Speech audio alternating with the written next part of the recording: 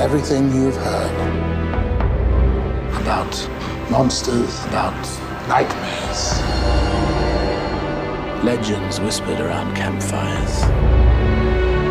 All the stories are true. Character comes above everything.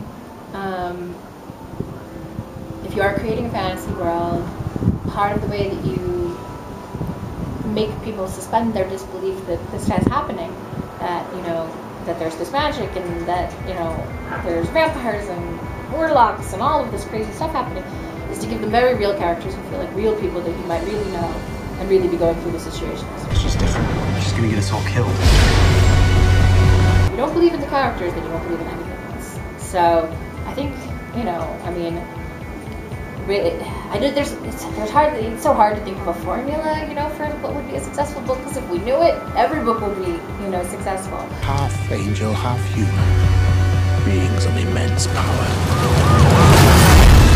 One of the things that was fun about creating the world is that it is this blend of high culture and low culture. You know, there were two of the biggest influences were Paradise Lost and Dante's Inferno, writing about angels and demons and writing about someone like Valentine, who's clearly a fallen angel character, but then at the same time I'm equally influenced by comic books and things like the X-Men and the idea of having, you know, a secret society of people with magic and special powers, and, you know, things like Buffy the Vampire Slayer, where you have, you know, the idea of a really powerful girl character who fights monsters. So I feel like, you know, it's the mushing together of things that are, you know, really, you know, what we think of as high culture and low culture that kind of creates this fun new world.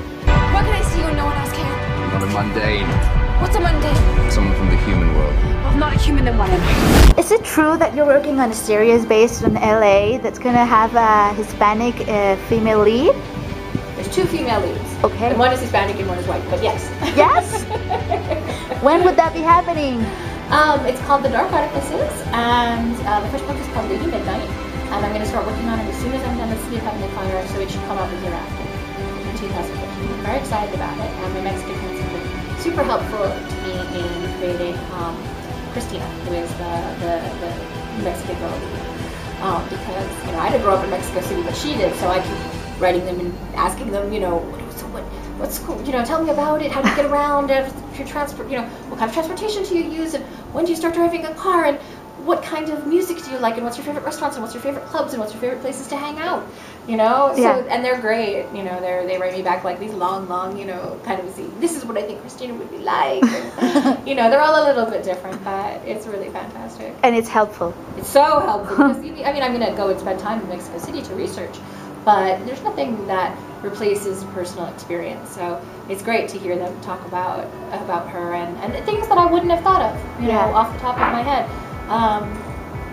They repeat that, you know, I think are important. You know, they all say Christina would have a very strong sense of her family, you know, and very strong relationships with her family. And they say she would be strong with her, and they say she would. A lot of them have said, you know, her faith would be. Yeah. And those are two things that I have not thought of.